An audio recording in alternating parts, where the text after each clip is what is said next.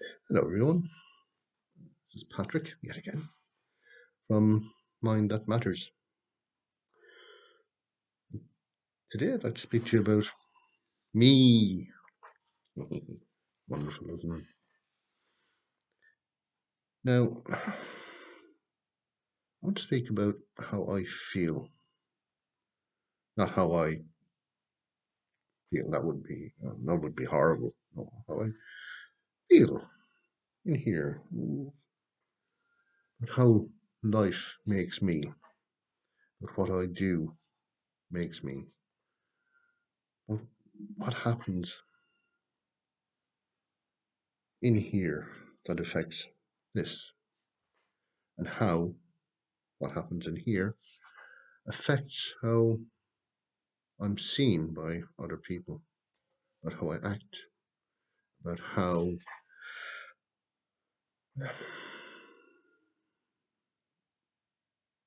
I come across to other people.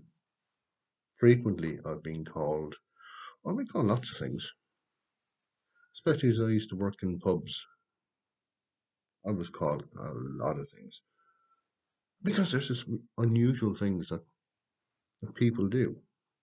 I grew up with a group of friends, and I was always a bit taller than them. I put on a growth spurt when I was like most boys.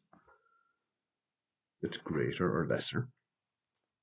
This happens at the same time as your body is under attack from a veritable tsunami of hormones. And I put on a growth spurt, and I used to measure that by a wall next to which I would walk almost every day in my teens. And pretty soon that wall got smaller. I used to think it was magic. I had this shrinking wall next to me. As a result, I was always a bit taller than my friends. And because I'm 6'2", 6'1.5", okay, it's a technicality, but it's very important. Or 1 meter 86, as the world has now gone mad and metric. I won't tell you my weight because no, it would be no, not going to happen. It was always the thing. The biggest person was thought by many other people in the world to be the best fighter. Here's the one who's going to show us how to fight. I'm thinking, well, no, it's not me. I'm not a fighter. No, I did have a few fights when I was young. I mean, it's been a long time since. The fight now takes place in here. At that time where you have a group of friends where you were the tallest and where you were picked out just shows the stupidity of the human condition in many ways. They'd never pick on the small fella who had started all the trouble.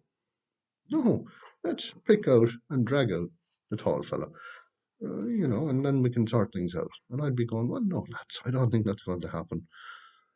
Let's just talk about something else. Inevitably, that happened. So this always led to me being, I'm quite a gentle soul in many ways. Like I said previously, I think a lot. That tends to satisfy my needs in life. And that can also lead to another condition, which is what we'd call where I come from, putting something on the long finger. Great Irish phrase, you put it on the long finger. And that just means putting things off. When you think a lot, yeah. People who think a lot can often be very disorganized people. They're brilliant, this, yet untidy. And I won't show you to what extent I am or can be untidy. I'll explain it to you. Now, I would hope that many of you out there might experience the same set of circumstances, and that this might give you some sort of hope that one day you could all begin to look like me and have your life in good order. But as I haven't got my life in very good order, all I'm doing is telling you this is how I feel, but also telling you that one day you will. I hope. The possibilities are endless. If your life is disorderly, then with disorder comes that order which exists somewhere. Mm, mm, mm. Balance that we not strive for, but we all know exists. And the path to that balance is particularly difficult. It's not a case of simply saying, oh, I'll tidy up everything and it'll be fine. But then all you're doing is, you know, you're being one person on a seesaw. That's all you do. I've tried to seesaw on my own, and all it does, and I hope this won't offend anyone on YouTube, but it just gives you a very, very sore backside. Believe me, I've tried it, and that was on a cold day. What it tends to afflict me, and most of what I allow to afflict me, it's not a case of don't want to deal with that, or I do want to deal with that. It's not that. It's I decide not to do it. Now, this is a result of my own condition, which is, by the way, I'll tell you, I suffer from EUPD, um, which is a personality disorder.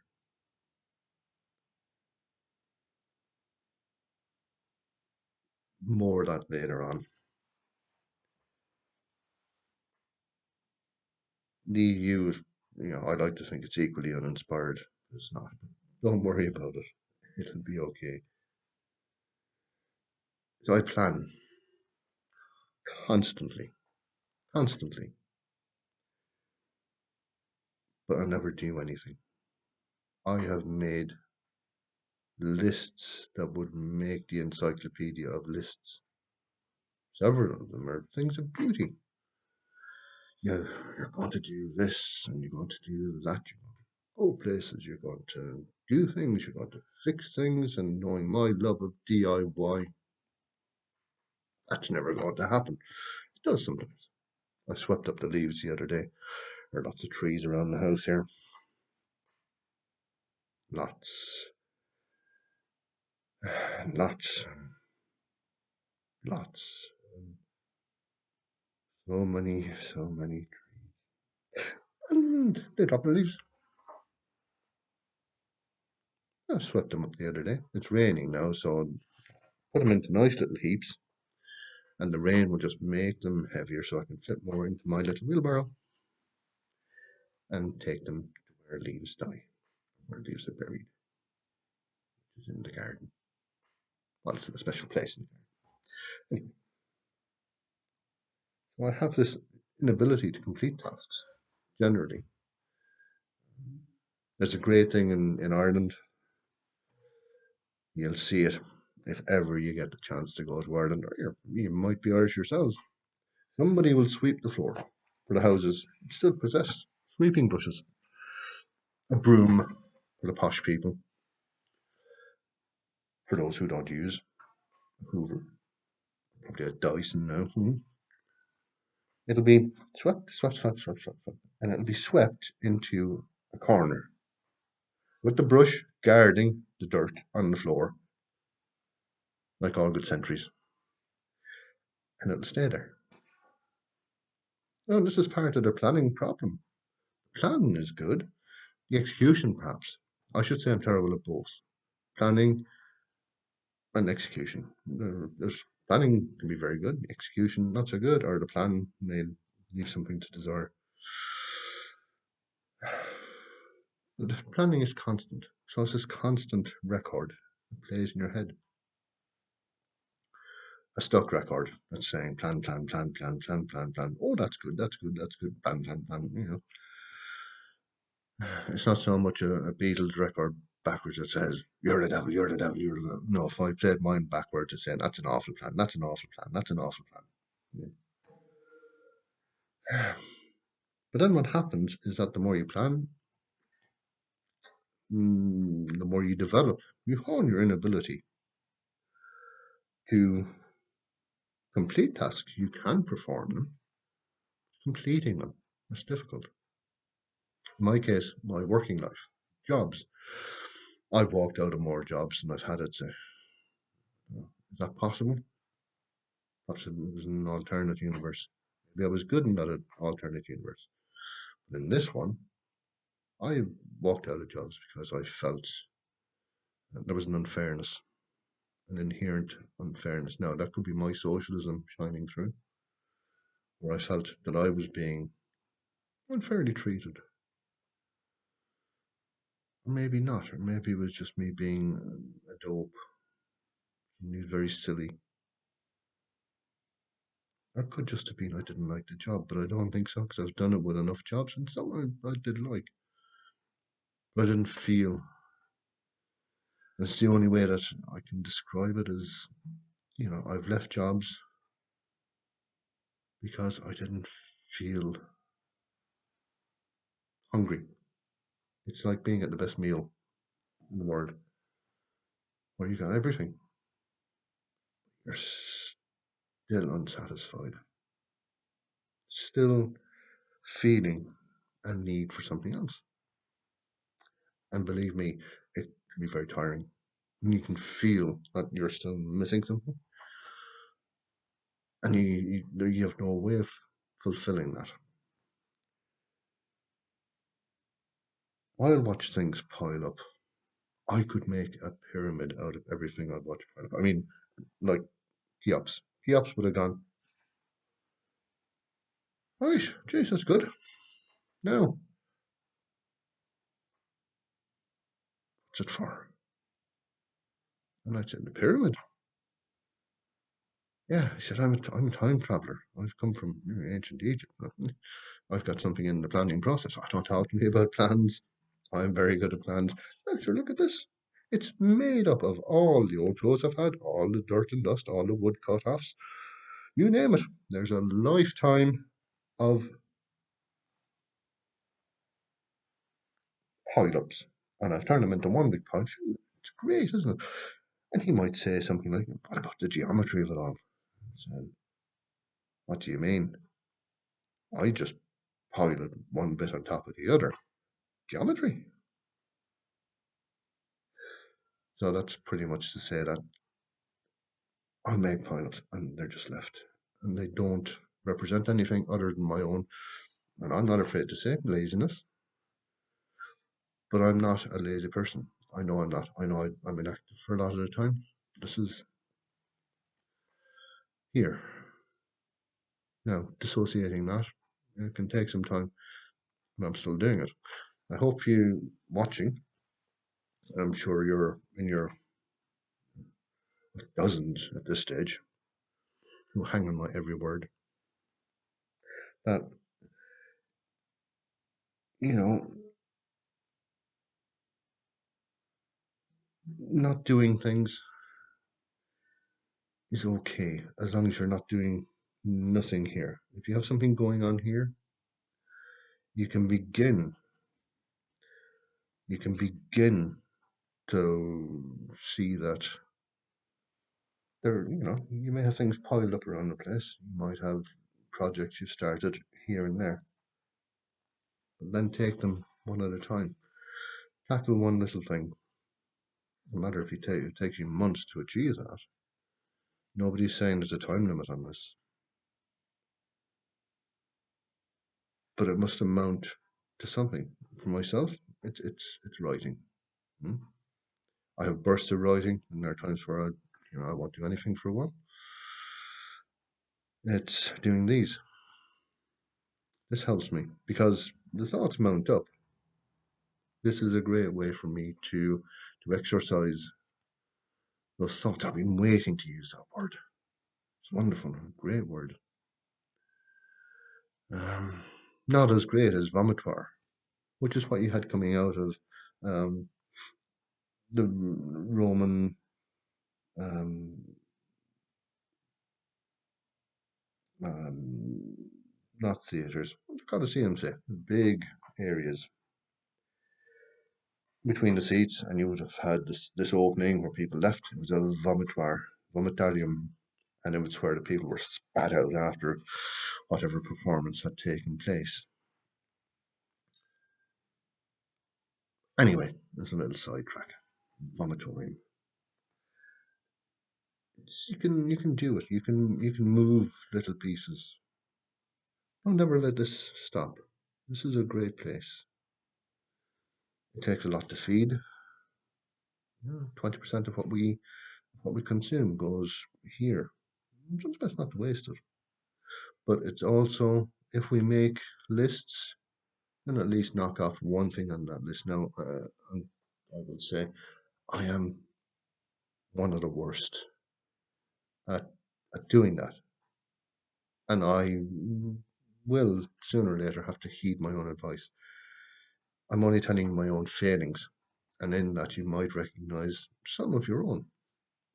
Maybe for the first time, maybe thinking, oh, yeah, I do that, or I allow that to happen. Or So it takes this idiotic Irishman to tell me that what he does, um, I also do, but I only do it in a very small way. Always comfort yourself with that. What he does in a huge way. I only do it in a small way, and I can correct that. Correct what you can. It's it's not a terrible thing to say. Fix what can be fixed, but do it in your own time. However, doing all this makes me feel good. This is the law of inverse proportions. The less good I am at something, I've said this to you before, when I used to get really bad episodes of depression, the further I sank, where it was really cold, the more I would feel, and that French word jouissance, the more I would feel joy, the more I would feel happy. The further I went, the more I felt it. With this, I know it's something I can see. I can see that the table in front of me. It's not something I'm going to show anyone. It's a lovely table. It's more what's on it. That's not great. Um, but this is easily remedied. I know myself. So I'll leave you with these thoughts that we all have our little peccadillos in life. We all have our habits. Some of them might be considered to be false. Not false, true and false, but false. A fault. I have a personal, well, not one, I've got lots of faults. But they're first and foremost, they're ours. We have accumulated these over time. And we must look at them that way. We must look at what we've done. This is us. This is how we function. We can make it better. We can make it better by, first of all, recognizing them. First of all, by seeing each one and going, okay, there's a familiarity with this. And that's a good thing. It said that, yeah, familiarity can be a bad thing, can be a poor companion. I don't think so. I think familiarity is good. Knowing yourself is even better. This is part of knowing yourself. It's looking at what can be considered to be not toxic behavior, slightly corrosive, because we enjoy it. We enjoy the downside of it more than we should. But we can change it. But it's not so much we can change it, we must replace it with something else. Again, I said I started to do in my own little way by writing, by doing this, by making my walking sticks. Not many at the moment, but they've taken a bit of work. But it doesn't matter. It's committing your mind to something. You need to come back to it over time. May not be immediately, may not be every day or every week or every month, but you'll commit your mind to it. So it changes. If you're doing that, then you're not doing something else. then that can't just stay there as this mound of things waiting for you, like a forlorn child for you to return.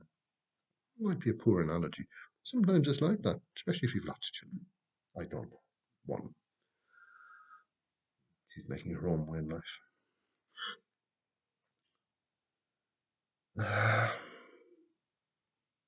Tackle one at a time, even if it's only one small thing a day, per week, and replace it with something else. Give it a try anyway. All I can hope is that by talking to you, is that it'll just help you to think, help you to look at yourselves, look at your lives. Nobody expects any great changes.